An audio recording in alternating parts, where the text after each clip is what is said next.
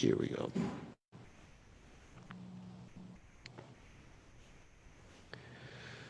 Okay, we're getting ready to start. We got people in Fiji, we got people in New Zealand, people in Australia, people in North Carolina. Hold on a second. Turn the phone off so we don't get interrupted. And let's just turn this off. Okay. Okay, we're going to get started. So this afternoon we have a very special program for you. As I mentioned, let me just turn on original sound. Hold on a second. Okay, as I was doing the program last week or last Sunday, we were talking about Govardhan. So then I got inspired, and so many people liked the presentation about Govardhan that I decided to do a presentation about Radhakund, which is at the tip of Govardhan. So we invite you all to join us for this presentation, but first we're going to chant Jai Radha Madhava. And welcome to everybody. So we will start. Can everybody hear me all right? Say, Yes, go like this. Yeah. Okay, good. Yes, Hare Okay. Krishna. Hare Krishna. Okay, very good. So we're going to chant Jai Radha Madhava first. We're actually doing this from the temple room, and we have exactly one guest here in the temple room. You should definitely tell we're on lockdown. We have one guest, just Satyavrata. He's not a guest, actually. He's the pujari. And you can see him. Here he is in the corner. Just wave to everybody. That's Satyavrata. So I feel kind of lonely here in the temple room. I'm not lonely because Krishna is here. And after the presentation, we're going to show you Krishna. And Narayan Prabhu will get a chance to make an announcement after this presentation. So thank you all for joining us. And this is also on Facebook, on my Facebook page, Bika Goswami Das. And what I'm doing, what I started to do today, and I think I'm going to do every morning, is we're going to be broadcasting Mangalarti on Facebook. Not necessarily on Zoom, but on Facebook, my Facebook page every morning. Bika Goswami Das. Maybe we'll do it through Zoom, I'm not sure, but at least they'll be on my Facebook page. Mangalarti is at 4:30 in the morning here, which translates into 8 o'clock at night, 8:30 New Zealand time, 6 o'clock in the evening, Australia time. How about that? And Central European time, 4:30 is 10:30 in the morning for those people in Europe. And for those people in India, let's see, that's 4:35, 9, and 4. Oh, it's 1 o'clock in the afternoon. Okay. So, with that brief introduction, we're going to start chanting the holy names of the Lord, especially Jai Radha Madhava. Jaya Radha Madhava Kunja Bihari Jaya Radha Madhava Kunja Bihari Gopi Janabalabha Giribharadhari Gopi Jana Balabha Giribharadhari Yashodanandana Brajajana Ranjana Yashodanandana Brajajana Ranjana Yamuna Tira Manachari Yamuna Tira Manachari Jai Hurad Humadhava Kunya Bihari, Jaya Radha Madhava, Kunya Bihari, Gopi Jana, Vallabha, Girivardhari, Gopi Jana, Vallabha, Girivardhari, Yashodanandana, Rajajana Randana, Yashodanandana, Brajajana Randaguna, Yamuna Tera, Manachari, Yamuna Tera, Manachari, Jai Radhu Madhava, Kunda Bihari, Jai Radhu Madhava, Kunda Bihari, Jai Shri Krishna Chaitanya Prabhu Nityananda Shri Advaita Gadadhar Shivasadi Gaur Bhakta Vrinda Jaya Shri Krishna Chaitanya Prabhu Nityananda Shri Advaita Gadadhar Shivasadi Gaur Bhakta Vrinda Hare Krishna, Krishna Krishna, Hare Hare, Hare Rama, Hare Rama, Rama Rama, Hare Hare, Hare Krishna, Hare Krishna, Krishna Krishna, Hare Hare, Hare Rama, Hare Rama, Rama Rama, Hare Hare Krishna, Hare Krishna, Krishna Krishna, Hare Hare, Hare Rama, Hare Rama, Rama Rama, Hare Hare, Hare Krishna, Hare Krishna, Krishna Krishna, Hare Hare, Hare Rama, Hare Rama, Rama Rama, Hare Hare.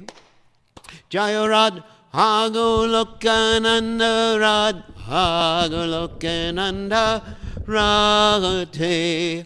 Jaya Radha Golokananda, Radha Golokananda Radhe. Jaya Radhe, Jaya Radhe, Jaya Radhe, Jaya Radhe, Jaya Radhe, Jaya Radhe, Jaya Radhe, Jaya Sri Radhe. Om Vishnupad Paramahansa Paravatakacharya also Teta Satishi Shimad, His Divine Grace, Abhaya Chandana, the Bhaktivedanta Goswami, Srila Prabhupada, Ki Jai, ISKCON Founder Acharya, Srila Prabhupada, Ki Jai, Ananda Koti, Vaishnav, Vrinda Ki Jai, Namacharya, Srila Haridas Thakur, Ki Jai. Prem say, oh, Shri Krishna Chaitanya Prabhu Nityananda Shri Advaita Gadadha Shivasati Gaur Bhakta Vrinda Ki Jai.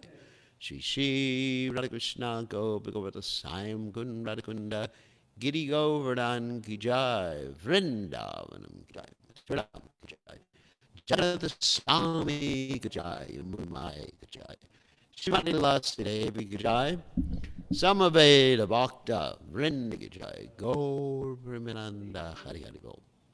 All glories to the assembled devotees. All glories to the assembled devotees. All glories to the assembled devotees. All glories to Shri Guru and Gauranga Srila Prabhupada Ki Jai. Namo Om Vishnu Padaya Krishna Saya Bhutale Srimati Bhaktivedanta Swami Namani. Namaste Saraswati Devi Gaurvani Pacharani Nivashesha Shunyavadi Paschatya Dejatarni. So Om Ganat Timidandasha Gananjana Shalakaya Chakshur Unmetam Yena Tasmai Shigurave Namaha. So as I promised today, we're going to go on a very quick tour of Radhakund. And Radhakund is connected with Govardhan, and we'll explain that in a second. Here we go with the tour of Radhakund and Shaimakund. So we start this off. It's called Radhakund and Shaimakund, a transcendental show. Hare Krishna, And we are going. Yeah? Maharaj, the voice, You your can hear volume is me? okay. Your voice is okay, but in between it's like Is cracking. I'm not sure if something can be done about it. Like there's some cracking the sound, like voice is cracking? at the end of every sentence is kind of like it goes like "Krrr," like it's Let me just, some let kind me, of noise, Maharaj, in let's see if between. there's It's not continuous. It's okay, just let's see. I'll change my mic and see what happens. Hold on a second. Thank you for telling me. Right.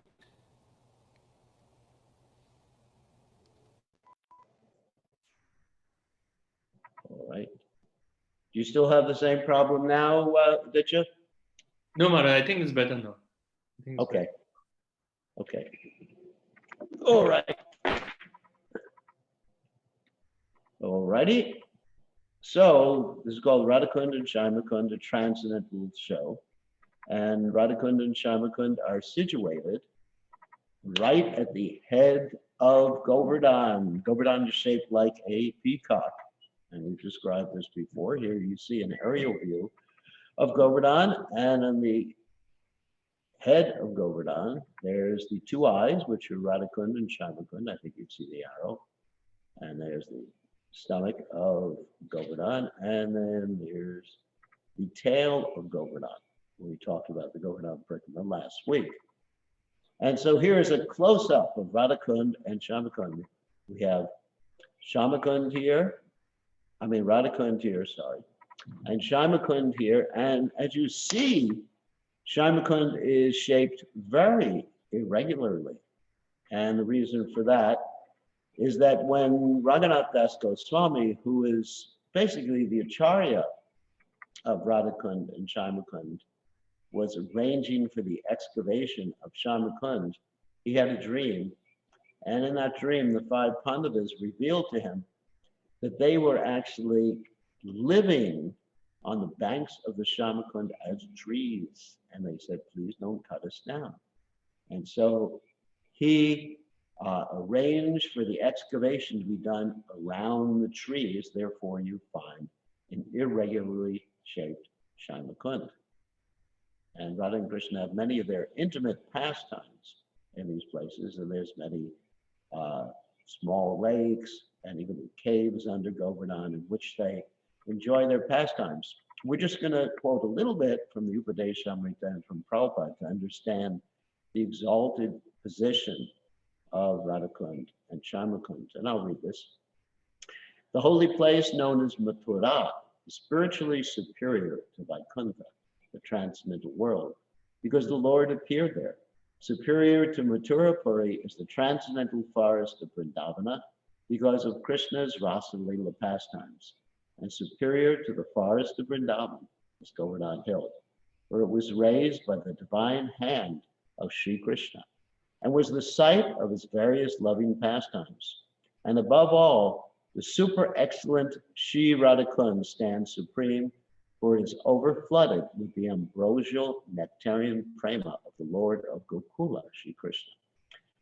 Where then is that intelligent person who is unwilling to serve this divine Radhakund which is situated at the foot of Govardhan Hill.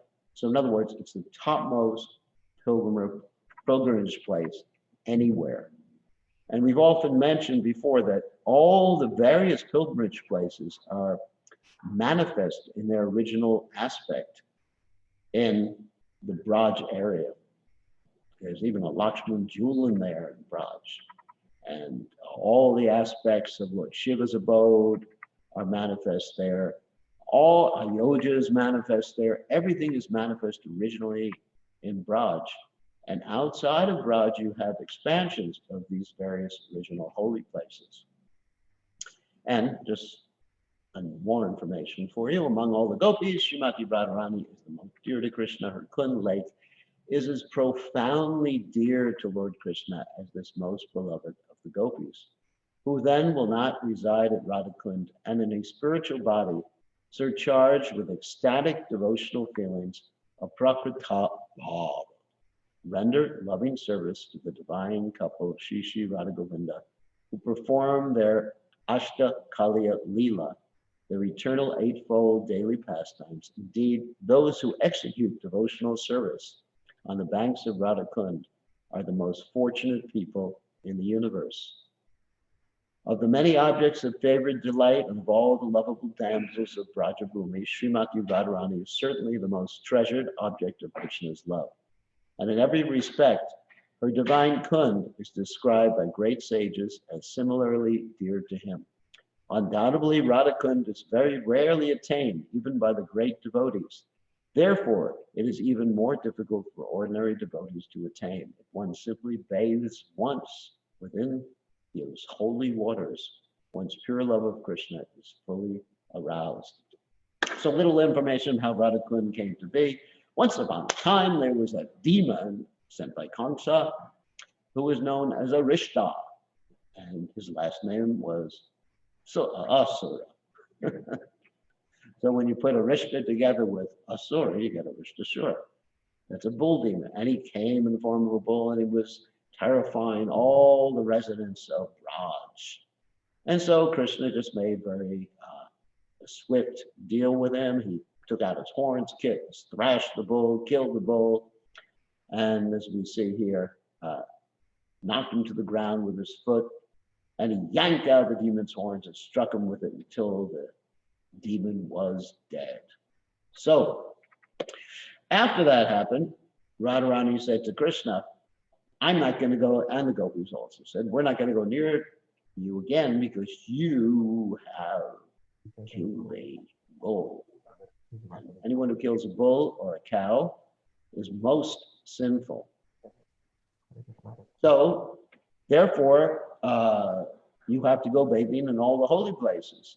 And so what Krishna did, to make a long story short, he created the Shama Kund, and he called for all, please put yourself on mute, whoever is talking. And he called for all the holy places, and the holy places filled Shama Kund. And then Krishna said to Radharani that you can, and Krishna took a bath there. And then Krishna said to Radharani, you can actually take a bath in my kund. And she said, I'm not going to take a bath in your kund. It is contaminated from the killing of a bull. We're going to make our own kund. So she and her associates dug out with their various implements like jewelry and such like that, another hole in the ground, and they tried to fill it with the water from the Manasi Ganga. They were unsuccessful. Krishna said, you can use the water from my kund. And they said, no, your water is contaminated. Finally, all the holy places came and begged Radharani to be able to fill her kund, and that kund is known as Radhakund. So that's how Radhakund and Shamakund came about. So this is our first view as we enter into the Radhakund area. And there's, of course, marketplace, the subject market. But right next to that subject market is Radhakund. And we offer our Dandavata obeisances at Radhakund. And before we can go on the parikrama of Radhakund, we have to take permission from Lord Shiva. It's interesting that Lord Shiva is the Dikpala, who's the guardian of all the various holy places actually in the world. And in this particular case, Lord Shiva, who guards Radhakund, is known as Kundeshra Mahadev. And so, as Kundeshra Mahadev, we beg him for permission to go around the rest of Radhakund. And fortunately, he gives us permission. So there's an etiquette. Whenever you go to a holy place, there's an etiquette of how you approach that holy place. As we mentioned last week, when you're going to do the Govardhan Parikrama, you approach Haridev, the self-manifested deity of Krishna, who is holding up Govardhan Hill, who manifested himself when he was trying to hide from the gopis who were looking for him. So in this particular case, we get permission from Kundeshra Mahadev. In Braj or Vrindavan, town of Vrindavan, we get permission from Gopishra Mahadev, who is Lord Shiva, who appears as a gopi, a female form. So it's very, very important to approach Lord Shiva in the proper attitude. So after we get permission, as we're starting to circumambulate Radhakund, the first thing we see is the Julan, or the swing of Radha and Krishna. Now, actually, what you see here is not the original swing. This is made of concrete. But in this locale, Srila Sanatana Goswami had a vision, and he saw a young girl on a swing with a beautiful braid in the back of her hair. Her hair was braided, and that braid looked like a snake, and he thought it was a snake, and he went up to the young girl and he's saying, "Oh, girl, a snake is on your head, or is, on your back." And she laughed and ran away, and this snake was actually her braid. So this happened at this particular locale. The first deities that were discovered in Radhakund were discovered by Raghunath Das Goswami as he was excavating Radhakund. So here's some pictures actually of Radha and Krishna swinging, beautiful pictures. And we'll go to the first temple in a second. So this is called, this temple, which you see a younger incarnation of me, is called the Puran Mandir. Puran, of course, means old or original Mandir. So the deities in this particular temple were discovered by Raghunath Das Goswami when he was excavating or supervising the excavation of Radhakund. They were within the Kund. So the deities are Radhakrishna Puran deities. I mean, that's the only name the Pujari here has ever given us of the deities. And here you see a picture of the deities and the temple outside where we were talking to the devotees, and a close-up of those deities. So these are the original Radhakrishna deities of the Radhakund area. Of course, Radhakund was discovered by Caitanya Mahaprabhu when he was in Braj. He saw two little ponds in a paddy field, and he jumped into them, and he was bathing in these little ponds, and basically nobody knew what he was doing, and he revealed that these ponds were Radhakund and Shyamakund. Later on, they were expanded by different devotees, particularly Raghunath Das Goswami, and later on by other devotees. And what you see now is expansions of those original ponds of Radhakund and Shyamakund. Then we backtrack a little bit now, going on the main Parikrama road, but backwards, to visit the temple that was established by Srila Bhakti Siddhanta Saraswati Thakur. This temple at the entrance of Radhakund, when one is going on the proper direction on the Parikrama path around Govardhan. So this temple, established by Bhakti Siddhanta Saraswati Thakur, has also a Pushpa Samadhi of Srila Gorakishore Das Babaji Maharaj in it. Very beautiful deities there. Radha Kunji Bihari.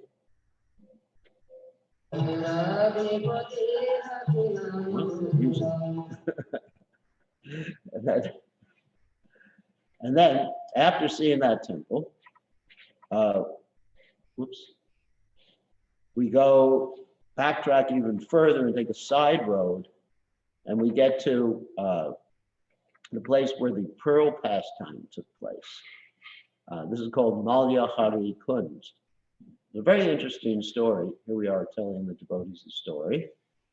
And what happened is that Krishna asked the gopis for pearls because he wanted to decorate all of his cows with pearls. And the gopis, of course, refused and said, this is ridiculous. You know, decorating all the cows and all the animals with pearls is not really appropriate. And so then Krishna thought, well, I got to get my own pearls. So Krishna went to his mother, Mother Yashoda, and asked her for some pearls so he could plant the pearls in the ground, and the pearls would grow up as pearl trees. And Yashoda Mai said to him, this is not how pearls come about. Pearls come from the ocean. They're from, you know, oysters and animals like that. And so Krishna said, no, no, you have to give them to me. And finally he convinced Yashoda Mai. He planted them in the ground and watered them with all sorts of milk products, not water, but actually ghee and milk and yogurt. And eventually they started to grow plants. And the gopis were laughing at the same time. But after some time, these plants, these creepers, produce multicolored pearls. And with these multicolored pearls, Krishna decorated all the cows, and not only all the cows, Krishna decorated, not the gopis at this point, Krishna decorated the monkeys and all the animals, but he didn't decorate the gopis. And the gopis actually were quite upset. They asked for some pearls, Krishna refused, and they thought that they would grow their own pearl trees. So what they did is they stole the pearls from their mothers because they couldn't convince their mothers to give them the pearls. And they planted the pearls in the ground, and they watered and watered it out, came some sprouts, and they were basically thorn trees. And they were very upset because not only did they not have any pearls for themselves, but they had stolen the pearls from their mothers, and they would be in trouble. So they went to Krishna and begged for the pearls. And Krishna said, no, you did not give me any of your pearls, so I'm not going to give you any of my pearls. Too bad. And then basically there was big arguments back and forth. Finally, Krishna, being soft-hearted, gave them each a box of pearls, and then on the box was engraved the gopis' names. So that's what you see here. See so many pearls.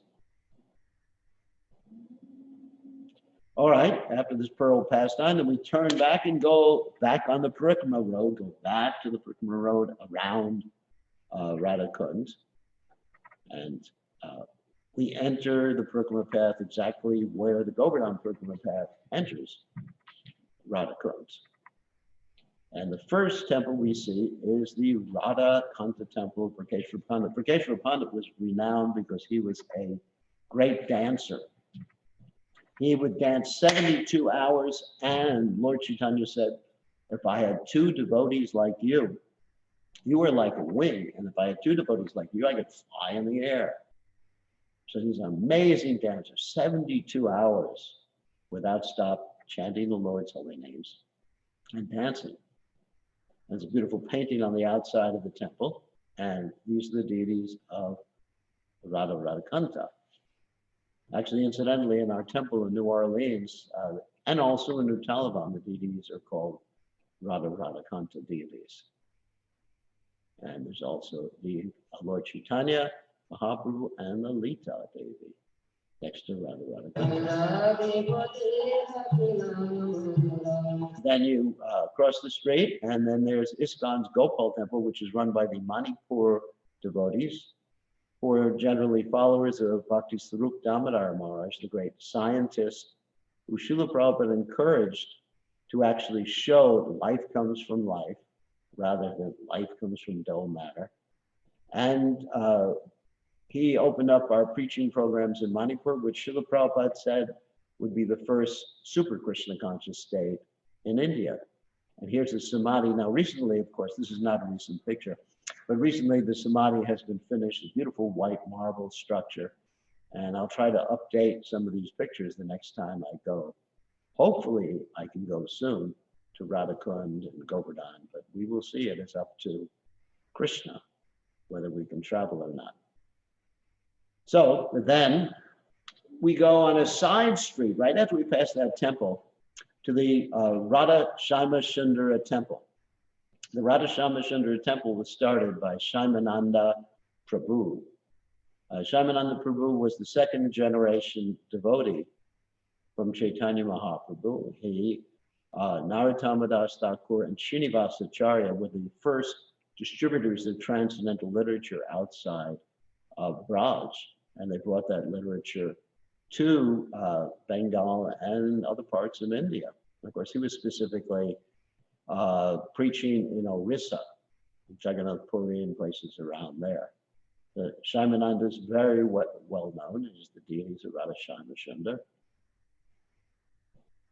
Now, let me explain one thing about these deities, because generally when you think about the Goswami temples, or the temples of these great devotees, you think of the city of Vrindavan. You go visit the temples of Radha Shyamsundara, Radha Govinda, Radha Damodar, etc. And of course, most of those deities have been moved to other places for safety after the Mughals attacked Vrindavan. So why is it that we have all these similar temples or same temples or replica temples in Radhakund? Well, the reason is that the deities originally that we know, Radha Govinda, like Radha Govinda Jaipur, were originally in Vrindavan. Then what happened is the Mughals attacked. Those deities were brought to Radhakund for safety. Then the Mughals came in that direction, for the west.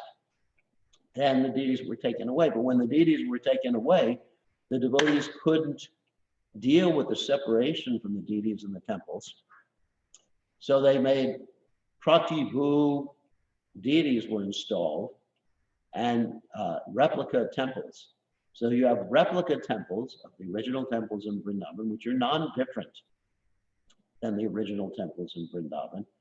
And Pratibhu deities, like most of the temples in Vrindavan, have Pratibhu or replica deities, which are non-different than the original deities, Radha Govinda, Radha Shyamsundara, Radha Damodar, like that. So that's why you have these same sorts of temples in Radhakund, and we're going to be going around to most, I wouldn't say most of the temples, but many of the temples in Radhakund. So these are the deities of Radha Shyamsundara. And the story, of course, of Shaimananda, that Shaimananda was cleansing as a service to Radharani, the Kanaka Kunj, and he discovered Radharani's anklet, and he buried it, and finally Lalita came and retrieved it, and he was able to see Lalita by her mercy, and then he got special tilak in his spiritual identity form from Srimati Radharani, the Shaimananda tilak. Of course, there's a whole story about how his guru did not really appreciate that. Hridaya Caitanya did not really appreciate that. We don't have time to tell the story. And eventually his guru was won over by Srimati Radharani, and his guru accepted the change of names that he had previously called Dukhi Krishnadas, and now he was called Shaimananda. And this is where that anklet was discovered by Shaimananda. That's, of course, in Vrindavan town. And the original deity of Radha Shyamsundara, very beautiful deities. And then, proceeding on that side path, we get to the Radha Damodar temple, or a replica of the Radha Damodar temple that's there, Jiva Goswami's temple. And Jiva Goswami is known as the most erudite, which we don't have a lot of music. Anyway, as the most erudite amongst all the Goswamis of Vrindavan, and perhaps the best scholar that India has ever had. is the author of the Shat Sandarbhas and many other literatures, Gopal Champu, which I'm working on right now. And his spiritual form is Vilas Manjari. And you see his deity there on the altar. There's two Radha Damodar temples in Govardhan. This is one of them. The original deity Radha Damodar. Okay, and then we head back to the Parikrama path. You see the trail there, how we were off to the side, heading back to the Parikrama path. And now we are going to go to the Gopinath temple, the Radha Gopinath temple of Janava Mata. And this is a very, very special temple for various reasons.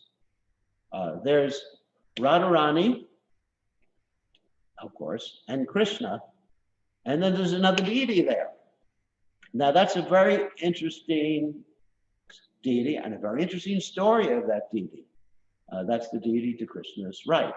And the story of that deity, the other female deity, is that once upon a time, Janavamata, the consort of Lord Nityananda, saw Radha Gopinath, and she thought the original Radharani deity accompanying Gopinath was too small.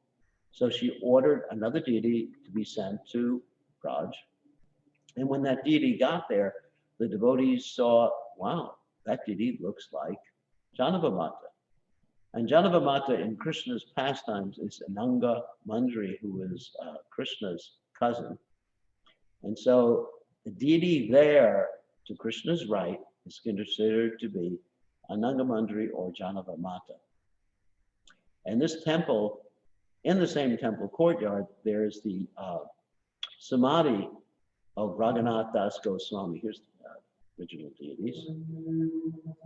Raghunath Das Goswami's Samadhi. And devotees circumambulate this Samadhi. 3 times there's a Akhanda Kirtan going on. There's the inside of it. Akhanda means unbroken Kirtan. And this is, there's a picture of Raghunath Das Goswami. This is connected to Radhakund. After that, we go to the Radhakund area.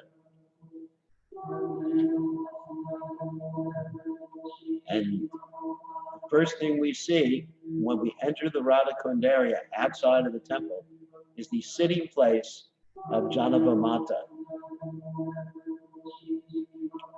And of course, you see some monkeys there too. So Janavamata, as I mentioned before, is the consort of Lord Nityananda. She was given a very special sitting place so she could sit and chant on the banks of the Radhakund, and a bathing place where she could actually take a private bath. This is constructed under the guidance of Raghunath Das Goswami. Here's another picture of her place. And the devotees who are with me on the parikrama, taking a little water on their heads. So what I advise the devotees is that only take 3 drops of water on your head. Now, some of the devotees, they like to take full bath, but Srila Prabhupada has instructed us, you just take a little water on your head, and it's the same thing as bathing. And the reason I don't let the devotees go full bath in there is because Radhakund is as dear to Krishna as Srimati Radharani. And it is like when you put your feet in, it's like putting your feet on Radharani. So maybe some very, very advanced devotee can do that. But we see that many of the sadhus who actually live at Radhakund, they actually take a lota and pour water on their heads rather than go and immerse themselves.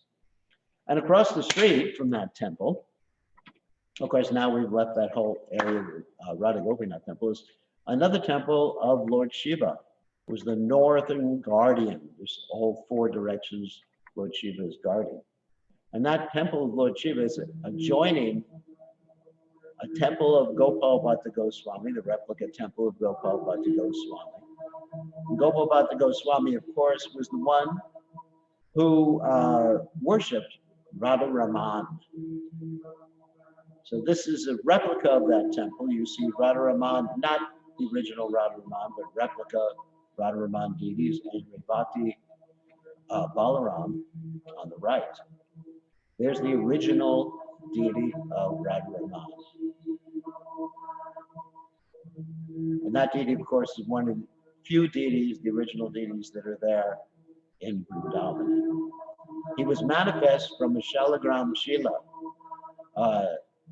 Gopal Bhatta Goswami had 8 Shalagram Shilas, and he was really hoping to have a deity that he could dress. One time, a very rich man gave him some clothes, and he was thinking, boy, I wish I really had a deity I could dress like the other Goswamis. Then, the next morning, he woke up, and the Damodar Shila became this deity. And across the strait and through the gate, we get to Rupa Goswami's temple. This is the Radha Govinda temple. Whoops. What was it? The Radha Govinda temple of Rupa Goswami. And in this temple, the deities of Radha Govinda, of course, these are not the original deities, these are the replica or Pratibhu deities. Rupa Goswami, of course, is, I would say, the main acharya for us amongst the 6 Goswamis of Vrindavan. Prabhupada said we are Rupanugas, and Prabhupada translated Rupa Goswami's Nectar of Devotion, Bhakti Rasamrita Sindhu, and he said that's the law book for the Krishna consciousness movement. In other words, the rules, regulations, details, etc., like that for the Krishna consciousness movement. Here's a picture of Rupa Goswami, and of course, that's the famous story where Rupa Goswami was thinking of preparing something very nice for his brother, Sanatana Goswami. And what happened is that a little girl came and brought him some ingredients for cooking some very nice sweet rice. He cooked the sweet rice, gave it to Sanatana Goswami after it was offered to Krishna, and Sanatana Goswami said, where did you get the ingredients? And Rupa Goswami described the little girl who brought him the ingredients, and Sanatana Goswami chastised him for taking service from Krishna or Radharani, and said, we are servants of Radharani. We are not meant to be served by Radharani. And it's Radha Govinda. And then, after we leave the Radha Govinda temple, we turn left and immediately we go to the tongue of Govardhan. There is the tongue of Govardhan. So the story about this tongue of Govardhan is very interesting, that once upon a time, the residents of Radha Kund were digging a well. That well is called the Gopi Kupa, which means the Gopi's well, because basically, Raghunath Das Goswami didn't want them using Radha Kund to wash their clothes and wash their pots. So he wanted to come up with another source of water. And when they're digging that well, one time they hit a stone and the stone started bleeding. And that night, Raghunath Das Goswami had a dream, and Krishna revealed to him, this is the tongue of Govardhan. You should establish a new separate temple. And if the devotees circumambulate this tongue 7 times, it is like going around Govardhan Hills. So you see the devotees doing this. This temple has been recently renovated by the Radha Kund project, which I'm involved in. You can help with the renovation if you want to go to radharani.com. That's radharani.com. And you see the renovation that's going on. A few steps back from that, and then we go in a little alleyway, and we get to what's called the Teen Goswami Samadhi. Teen, of course, means 3. And so this is the Samadhi. Also, Raghunath Das Goswami, Krishnadas Kaviraj Goswami, and Raghunath Bhatta Goswami. And the reason it's the 3 Samadhi or 3 Goswami Samadhi is that when the Mughals would come to destroy the temples or destroy the deities, they would also disinter, in other words, dig out the bodies of the great saints and desecrate those bodies. So in order to avoid that, the devotees actually themselves disinterred or dug out the bodies of these 3 great saints who had passed away previously, and cremated these bodies and kept the ashes in this particular samadhi. So that's why it's called the Teen or 3 Goswami Samadhi. And there's the three Goswami Samadhi, Raghunath Bhatta, Raghunath Dasa, and Krishnadas Kaviraj Goswami. And some of the writings of the Goswamis are there too. And you see how beautiful the handwriting is, Rupa Goswami and some of the other Goswamis, how precise that handwriting is. Prabhupada one time was talking about writing Devanagari. Prabhupada said, nowadays, referring to Devanagari used in Hindi, he says, nobody has good writing. But actually the Goswamis in Vrindavan has such beautiful writing that it's described that Rupa Goswami's writing was considered by Caitanya Mahaprabhu to be like pearls that were strung on a thread. See, very, very precise writing. I mean, nobody writes so beautifully like that anymore. Whoops. Uh-oh. Let me go back. Hold on a second. That was unintentional. Let's go back to where we were. Hopefully we can go back. Yeah, there we go. Present slide.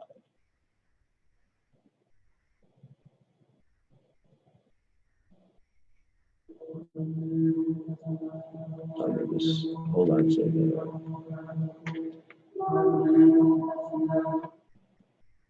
And, okay. Let's go back. Oops.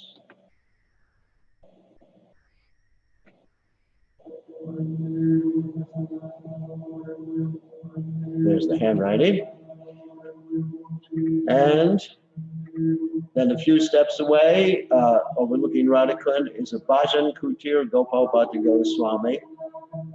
And it's another swinging place of the divine couple.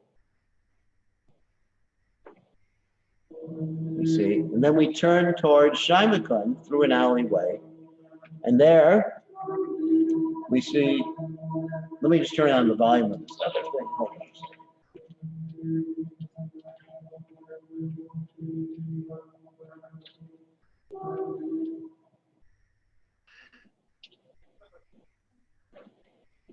We are broadcasting from the temple, so there's a few little glitches that I'm not accustomed to here. So we see the Bhajan Kutir of Srila Raghunath Das Goswami, which is facing the Shaimakund.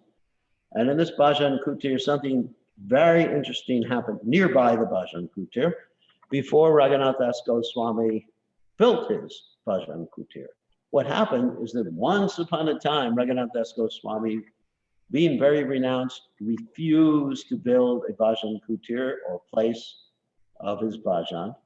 And he was basically living outside, chanting outside, but it was quite dangerous because there were tigers there at that particular juncture. And the tigers used to come to drink from Radhakund and Shaimakund.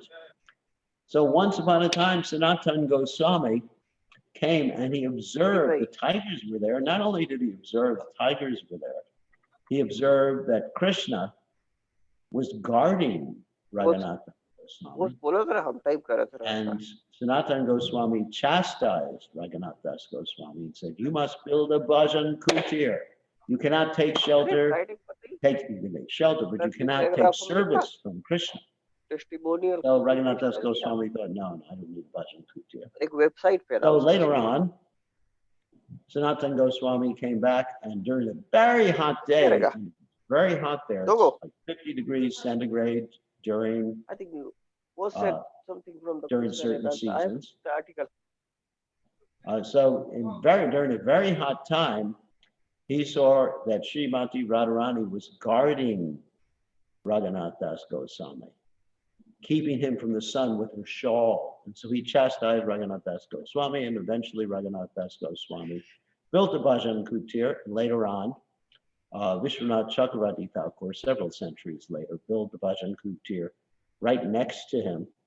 And as I mentioned before, oh yes, I didn't mention this, that right next to their Bhajan Kutir was the Bhajan Kutir of Krishnadas Kaviraj Goswami, who wrote the Caitanya Charitamrita from this particular locale. You see an inside view of his Bhajan Kutir. So these Bhajan Kutirs are facing the Shaima Kund, the Kund made by Krishna. And right on the steps going down to that Shaima Kund, there's a tree called a pilu tree. And that pilu tree is an incarnation of a Brahmana from Varanasi. And that Brahmana from Varanasi was there during Krishna's pastimes, of Radharani's pastimes, and witnessed all these different pastimes of Radha and Krishna on the banks of the Shaima Kund. And he related those pastimes to Vishwanath Chakravarti Thakur, who later saw or was able to communicate with the pilu tree. Pretty amazing. The pilu tree is still there, and we circumambulate the tree. And as I mentioned before, the Pandavas are or were living on the banks of the Shaima Kund. That's why the Shaima Kund is shaped so irregularly. And right now, most of the Pandava trees, well, all of them are actually dead. The only tree remaining is the Bhima tree. A few years ago, you could see the Arjuna tree. So this pilu tree was a place for the hanging of the gopis' clothes, a bathing place for Radha and Krishna. So there's the Arjuna tree, which you see right here, and right there, but it's not existing anymore. Hasn't been existing for several years. So from this Manasat Pavana Ghat, you can see the Sangam, that means where Radha Kund and Shaima Kund meet. Then right next to all those Bhajan Kutirs, there's the Caitanya Gadadhar temple, which is the temple that Gangamata Goswamini, this great Acharya in our Sampradaya, Lady Acharya in our Sampradaya, kept. And that's not Gangamata Goswamini, that's Padma Gopi, many, many years ago. And the devotees there are chanting the Lord's holy names. The deities there are beautiful deities of Shilas of Radha and Krishna. Then we go back to the Parikrama path, and down another side street, we find Bhaktivinoda Thakur's Bhajan Kutir, and also Srila Bhakti Siddhanta Saraswati Thakur resided here. And Srila Bhakti Siddhanta Saraswati Thakur here, within this Bhajan Kutir, had discussions with His Divine Grace Srila Prabhupada. There's samadhis here of Pushpa samadhis of great saints, including Bhakti Siddhanta Saraswati Thakur and Srila Bhaktivinoda Thakur. And what you see here that looks like a bed is not actually a bed.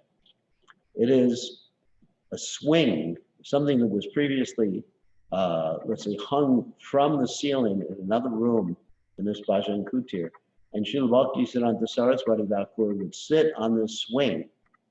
And when he would sit on the swing, he talked to the devotees. And one of the devotees he talked to was His Divine Grace Srila Prabhupada.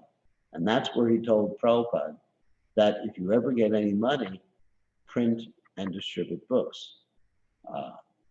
He even said at that point that if he could sell the marble from the temples to print and distribute books, he would do that. Famous shoes and cane. Because he said, in order to control the mind, you have to sort of like beat the mind with shoes and beat the mind with canes, with a cane in the morning and the evening. So that's his cane. And when we used to go there, we would take that cane and sort of like tap on our heads and tap on everyone else's head. But now it's within a glass case. So there you cannot touch it anymore.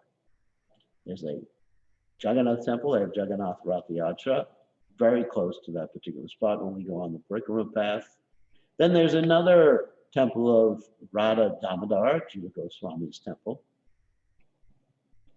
This is right next to Lalita Kund. These are the deities there. And Lalita Kund is the Kund of Lalita Devi, of course.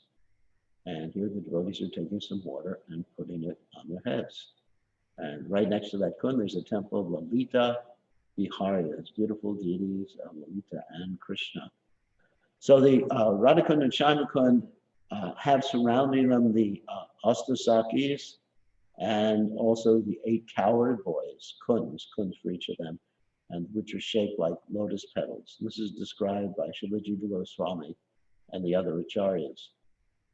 There's a temple. Next, we pass the temple of Radha Vinod, and this is Lokanath Goswami's deities, Radha Vinod deities. And interesting thing about Lokanath Goswami, he was sent by Lord Chaitanya Mahaprabhu to Raj before the Goswamis, other Goswamis like Sanatana Goswami, Rupa Goswami, Raghunath Das, Raghunath Bhatta Goswami, were sent there to arrange the grounds to prepare everything for the other Goswamis of Vrindavan. He was an intimate associate of Chaitanya Mahaprabhu. It could not bear to see Lord Chaitanya as a sannyasi. So therefore, Lord Chaitanya sent him away before he took sannyasa, and he never, let's say, externally saw Lord Chaitanya again. And the deities, the Vinod. And then there's a Manipura temple here, where they have deities Radha Govinda. Then there's the famous Gopi Kupa.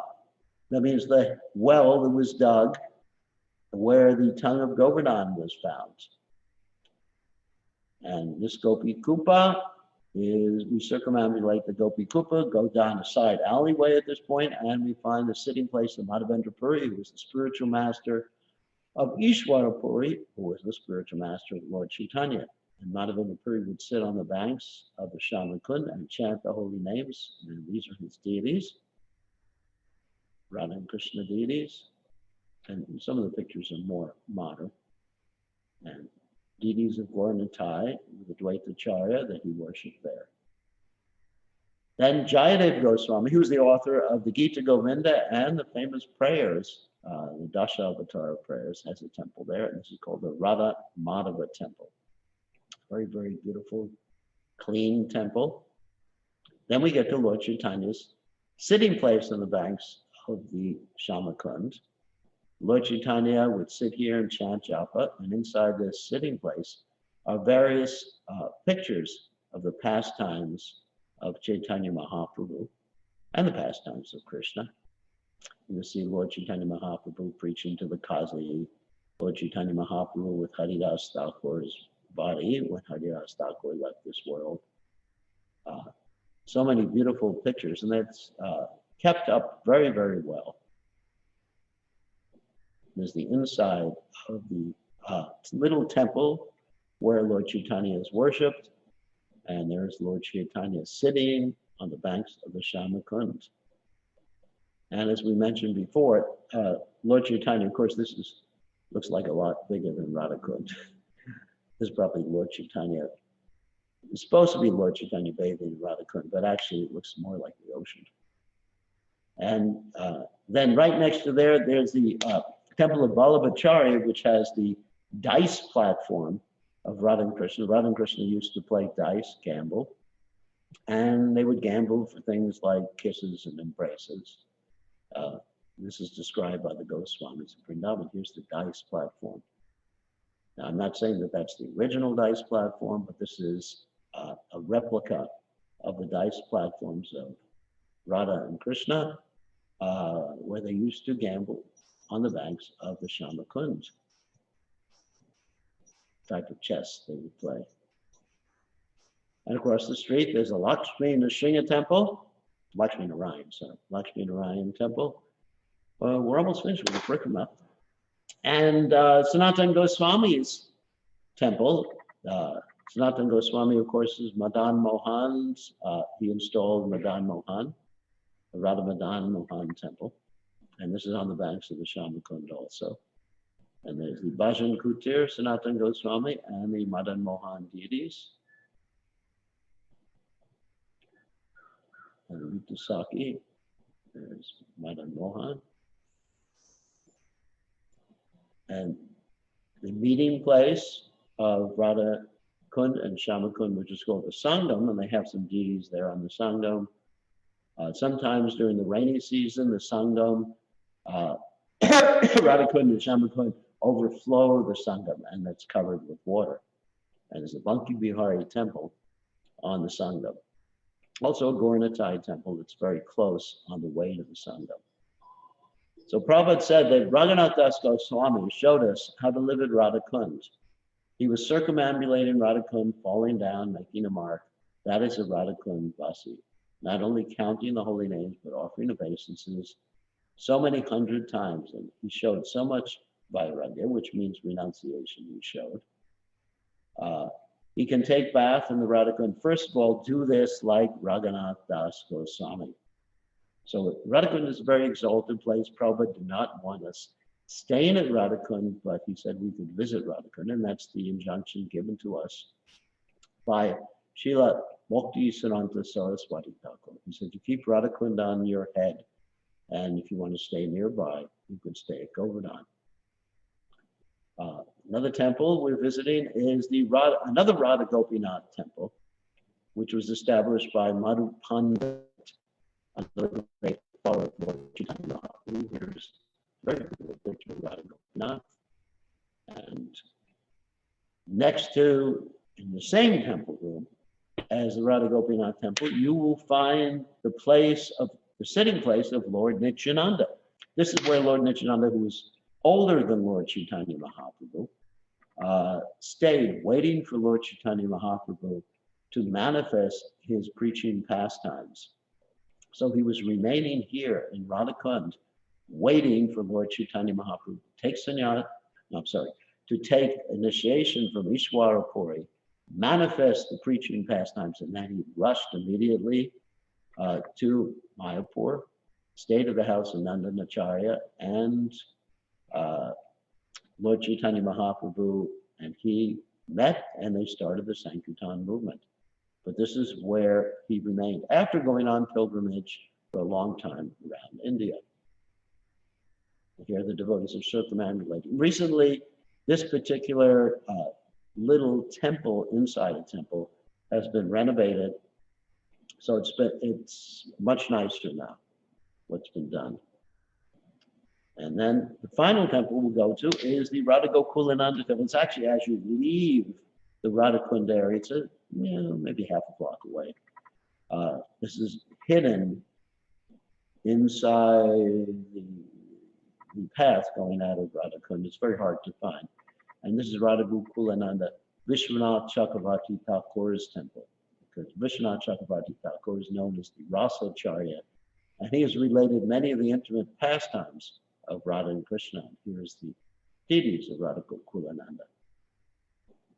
And this is our group, one of our groups. Actually, whenever we go, we take many, many groups around.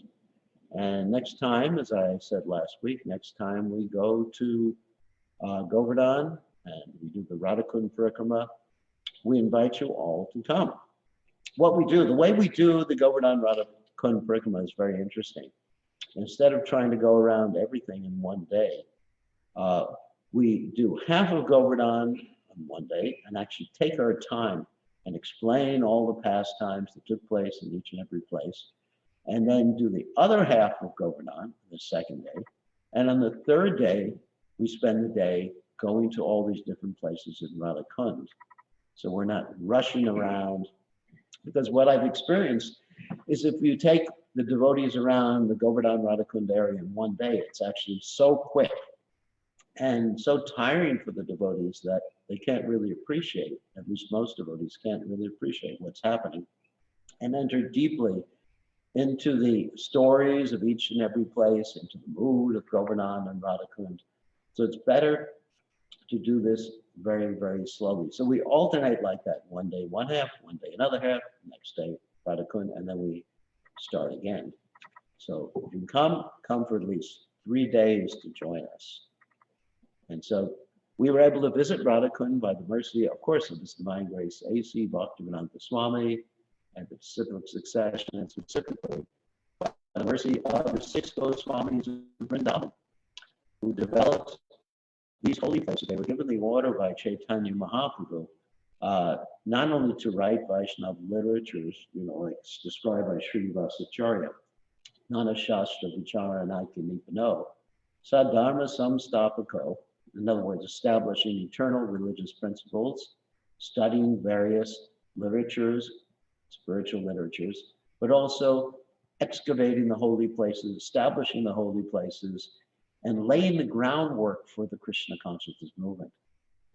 Because Caitanya Mahaprabhu had a plan, and his plan was Yari Dekatarikar Krishna Pradesh, that this Krishna consciousness movement should be spread everywhere. Let me just take us out of the slideshow now so you can see. So this Krishna consciousness movement should be spread everywhere in this world.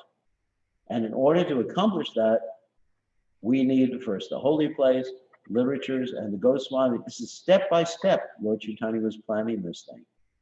He came first to reestablish the real meaning of the Vedic literatures, and then he had his followers establish the holy places, write transcendental literatures, taking the essence of all the scriptures in the world. And then after that, the reciprocal succession established more philosophical points and practical applications of Krishna consciousness, including Vishwanath Chakravarti Thakur, Baladeva Vijayabhushan. I'm not going to go through everything.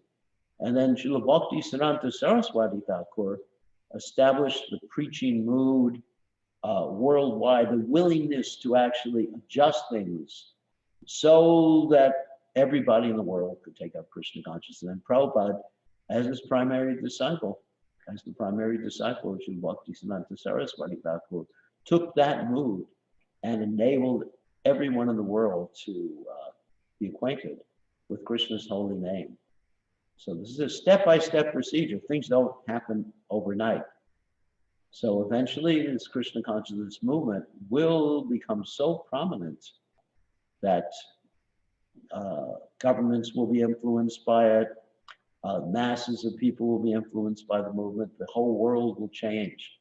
But it will take time, just like it took time from the time of Sri Chaitanya Mahaprabhu to Srila Prabhupada's preaching mission. And that's a very short time. It's over 500 years. So it may take another 500 or 600 or 1,000 years for things to happen on a large scale. We should be patient. But internally, we can make a revolution, just like the Bhagavatam describes, that this Vedic literature is meant to create a revolution, Tadvad Visargo Janatanga Vipavo, etc. Create a revolution in the misdirected lives of an impious civilization. So first we should start with the revolution in our own hearts. So this is Krishna consciousness. So now we can take some questions. I have to turn up the volume so I can hear your questions.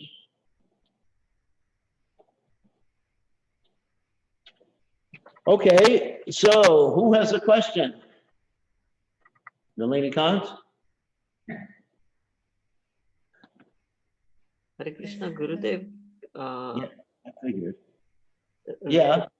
You mentioned one who can do Dandavat Parikrama as Raghunath Das Goswami. He can take a bath in... No. That was just one of the requirements. First of all, there's no indication that Raghunath Das Goswami did Dandavat Parikrama around Radhakund or around Govardhan, which many devotees do. But he would offer 1,000 obeisances to Vaishnavas every day. As one of the things he did. And he would serve the Vaishnavas, and he was a pure devotee, devoid of any anarthas. I mean, it's not just you offer a whole bunch of dandavats and you become qualified as a gopi. I mean, I wish it was like that.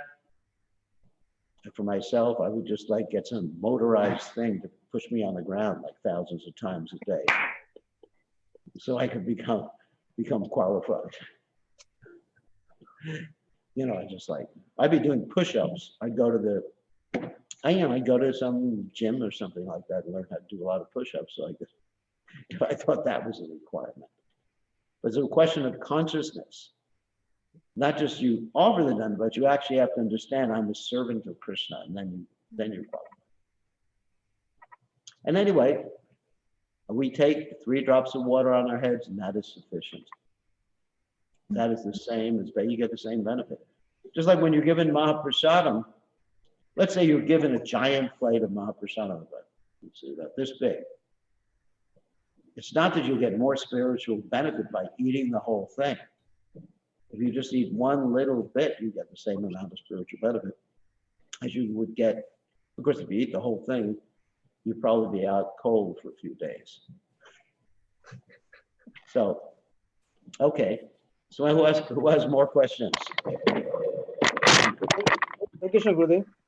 Haribo, I Rishikesh. want, Gurudev, I want to know when is the actual appearance day of Radha Kund? Is it November or is it somewhere in? It's not November. It's and I forget the actual date now. It's sometime in the springtime, according to the acharyas. And I forget. I did some research on it a while ago, and I actually don't remember the exact date at this point. Okay. But it's not in November. It's not Bahulastami. It's definitely, according to our acharyas, it's not Bahulastami. Okay. Okay. Hare Krishna, Maharaj. I want to know. Hare Krishna Maharaj. Hare Krishna Sudharma, I recognize your voice. Please accept my humble obeisances.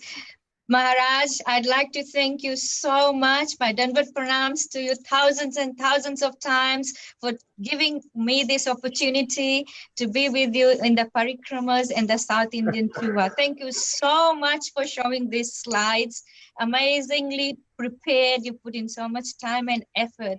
So thank you so much that you included me by your mercy on this parikrama. Hare Krishna. Yeah, you were with us. Hare Krishna. Hare Krishna. So Sudharma is from New Zealand, in case you don't know. So any other questions or comments before we have Hare Richard Ryan? Hare Krishna. Hare Krishna Maharaj, I have a question. Yeah, go ahead, Prabhuji. Okay, you go ahead, Mataji. Then I'll ask. Okay, no worries. Yeah. Okay, I'll ask. Thank later. you. So my question is, the Goswamis were disciples of Lord Chaitanya Mahaprabhu, and we see that there was lots of like Gaur Nitai and Gaur Gadadhar worship in Navadvip, but Yeah. in Vrindavan, is there that much worship of Gaur Nitai or Gaur Gadadhar established by Goswamis, or why? No. No, there's not so much worship of as much as you would find in Navadvip of Gaur Gadadhar or Gaur Gosai. Usually in most of the temples, there'd be Chaitanya Mahaprabhu and Radha and Krishna. That was the Braj mode. You'd find, like even Prabhupada, in the Mathura temple of Prabhupada's godbrother, Keshava Maharaj, Prabhupada donated the Lord Chaitanya deity, which is right in front of, right next to Radha and Krishna. So that's generally the mood. I mean, you don't find, other than maybe one temple in Radhakund, you don't really find Jagannath, Baladev, and Subhadra being worshipped either. You know, maybe there's one temple there for them, because basically Jagannath, Baladev, and Subhadra are worshipped in the mood of Vipralamba, you know, separation from Vrindavan. So it would be, it's a little bit different mood, actually quite a bit different mood. So therefore, you don't really find those deities, and sometimes you find Gaur time, especially in the ISKCON temples. But generally it's Lord Chaitanya and then Radha Krishna next to Lord Chaitanya, but not Lord Chaitanya and Lord Nityananda, because you can't have Lord Nityananda the same altar as Radha and Krishna, just like you can't have Balaram on the same altar with Radha and Krishna. They have to have a separate altar, like in the Krishna Balaram Mandir. You find Gaur Nitai, Krishna Balaram, and Radha Shyam Sundar all on separate altars. There's different moods. So that's generally the mood of Vrindavan. Okay? Yeah, thank you so much, Maharaj, for your wonderful class. And you took us to Vrindavan, and along with your association, it was so nice to have the pilgrimage of Vrindavan. Hare Krishna. Well, next time you have to come with us. Yes, Maharaj, please. I You're all want your invited. blessings. So I think Abhishek, you had a question? Yeah, Dandavat Maharaj, this is Abraham. Please accept my humble obeisance. Ram, I didn't recognize you. With the No. sunglasses on, you know, I guess it's, Yeah, because there's some guess- sunrise. Okay, that's the thing. Okay. I guess it's just so bright there in Yeah. Brahma. and the rays coming on my eyes. That's the thing. Okay, Maharaj, I just have a question. Um, um, when we are talking about Sham Kund and the Radha Kund, is it the same Sham Kund and the Radha Kund is also there in the Chaitanya Mahaprabhu's Masi Badi, which is in the Mayapur? Well, it's like a replica. Yeah, in the Chaitanya Math, you find Sham Kund and Radha Kund. There's a replica, and because it's a replica installed by a great devotee, Bhakti Siddhanta Saraswati Thakur, it's considered to have the same potency as Radha Kund and Sham Kund. And also, you will find a Govardhan Hill there in the Chaitanya Math, too. Do you remember that? Yes, yes, yes. And that Govardhan Hill is so merciful, you could circumambulate in about maybe half a minute or 15 seconds.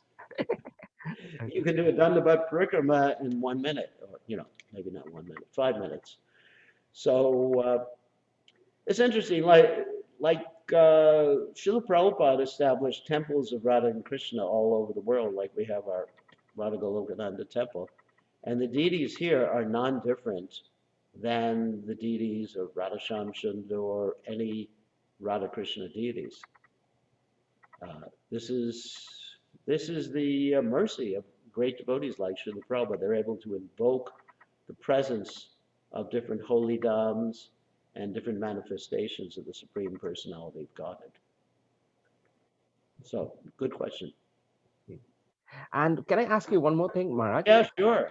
Yeah, so when we read sometimes in the Chaitanya Charitamrita, or sometimes when I was there in the Mayapur when I was doing some seva, somebody told that Vrindavan is not different from the Mayapur Dham, because is it all the pastimes what happened in the Vrindavan had also taken place in the Mayapur? Yes, these pastimes are manifest there. But it's Mayapur is called Gupta Vrindavan. It's hidden Vrindavan, as you probably know. So these same pastimes are there, and the pastimes of Lord Chaitanya Mahaprabhu are taking place in Braj. But Prabhupada described that there is a veneer, which means a thin covering, of Yogamaya, which keeps people from seeing these things. And if one has spiritual vision, one can actually experience the presence of Krishna. I mean, it's not like some people say. Let's say there's this place in the Vrindavan called Seva Kunj. It's not that every night that Krishna's coming out and dancing. They make all these different stories about that. Every night Krishna's coming out and dancing, even the monkeys go away. And so, if that was the case, I would put some web cameras there. Web cameras? So I could watch on TV. It's not. I mean, you hear all these different stories in Braj about these different things, but basically these pastimes are aprakrita, and they're not manifest now. Okay. At least to me and most people, they're not manifest. Sure. Okay. Thanks very much, Maharaj. Well, we have one question from people here. Someone here is Gopal. You can see him. So what's his question? I'll have to repeat it because you don't have a microphone. Earlier you spoke about Raghunath Das Goswami getting chastised by Sanatana Goswami for not building a budget of Kuja. Yeah. Because we're not supposed to take service from Krishna, but we are supposed to take shelter. So can you go into a little bit more detail as to the difference between taking shelter and accepting service? All right. Taking shelter means we follow directions, use our intelligence, use our God-given ability, but we don't let Krishna do it for us. Krishna has given us the intelligence to do something, the ability. We should do it. It's not that Krishna becomes a contractor. Krishna's not a contractor. Krishna wants to see us work, not just sit down and go to sleep. All right, I think we have to end now because it's time, and I want to let Aditya Narayan Prabhu make some announcements. Because we are all, he put a chat up about how to give donations, because we're all working for Aditya Narayan. he's the boss here. I'm No, just Maharaj, just your I'm just- servant. I'm grateful for. I'm just a retired gentleman here. So, Living thank you, living Maharaj, out for such a living out. wonderful tour of Radha Thank you. Kund. And we are very Thank you. grateful for your kindness and association and your blessing that you allow us to do little service here at New Goloka Dham. So again, like last week, you took us on Govardhan Parikrama and this time on Radhakund, and it was so nice to actually see all those deities and all those important places. And it's just like, as I mentioned last time, we're just like looking forward to an opportunity to personally go with you and have the tour. So we pray for that opportunity to have your personal association in these dhams. But thank you so much, Maharaj, for this wonderful tour. It was very enlivening. It was as if we were there. So we are very grateful for your wonderful presentation. His Holiness Thank Bhai you. Krishna Goswami Maharaj ki jai. Srila Prabhupada ki jai. Raghunath Das Goswami ki jai. Ki So jai. So you have Govardhan. some announcements? Yes, so Maharaj will also be giving the morning Srimad Bhagavatam classes on Tuesday, Wednesday, and Thursday, 6:30 a.m. Eastern Standard Time. So again, it will be on Zoom, the same link that you're watching right now, and also on Mayapur.tv Hillsborough channel. So that's Tuesday, Wednesday, Thursday, 6:30 a.m. Eastern Standard Time. And also tomorrow is actually the disappearance of Sri Ramananda Rai. And Mother Urmila will be giving the class again 6:30 a.m. You can watch it on Mayapur.tv Hillsborough channel, and also Mother Krishna Priya, she does Facebook Live. So tomorrow morning will be class by Her Grace Mother Urmila. And that's the upcoming events. And I put up the link here. So if you'd like to make any donations to Sri Sri Radha Golokananda and New Goloka Dham, you can actually do. There's a PayPal link, newgoloka108@gmail.com, or you can go to our website. And also, we are actually shipping out Prabhupada's books for free. So if anyone would like to, like everyone is locked down, this is a good opportunity to go deeper into studying Prabhupada's books. So we are actually doing free shipping during this time. So if you like to have a full set of Srimad Bhagavatam or a full set of Chaitanya Charitamrita, Bhagavad Gita, we also have sets called the Saptarshi set, the 7 books together, or the Panchatattva set, five books together. So wonderful collection of books, or Brihad Bhagavatamrita. If any of the books you don't have and you're looking for any material to read, please do contact us. My number is there, and I'll put up our temple email, which is iskonNC@gmail.com. So you can also email us at this website at the Gmail address here, and we'll be happy to ship out Prabhupada's books to you. So thank you to each one of you for joining the call and giving us your association here. And also today is actually Mother's Day. So we'd like to thank all the mothers for all your wonderful service and association. And it's such a blessing to have all these wonderful mothers who are actually our inspiration and rendering such wonderful, inspiring service to our deities and distributing books and prasadam and just unlimited services. To all glories to all the mothers. Hare Krishna.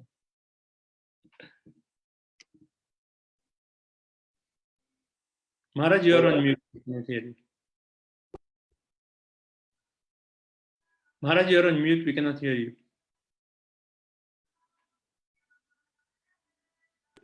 What about the mother cow? What, Maharaj? We can't hear you. You missed.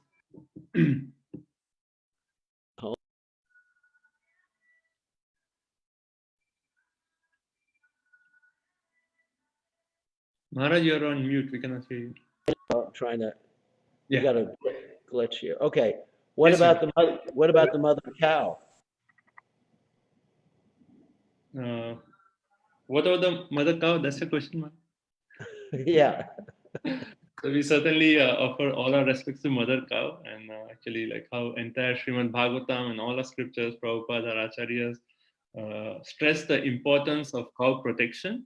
And we have like so many wonderful projects all over ISKCON, so you can actually contribute to these projects. And over here, locally, we have 2 devotees who are actually maintaining a farm with beautiful cows, and they're taking care of the cows. So if you like to help with any Go Seva also, you can reach out to us, and it's extremely important to take care of the cows. I remember in one of the purports in Bhagavatam, Prabhupada says, if there's no cow protection, there is no human civilization. So cow protection is extremely important. So we have many projects all over ISKCON, all over the world. You can also, like in Vrindavan, we have a big Goshala and so many other places. So it's nice to actually give a part of our earning towards protection of cows. Is an extremely important project for ISKCON worldwide. Yeah, we have also made a determination here to not buy any milk from the slaughterhouse cows. So even though we're going to be paying a lot more, not just from the devotee farms, but there's some other farms here that are ahimsa farms where you have to pay like 3 or 4 times the amount for milk. So we've made the determination that we're buying milk for the deities or for the devotees or whatever. The milk will only come from protected cows. So we'd like to ask all of you to do that if you can.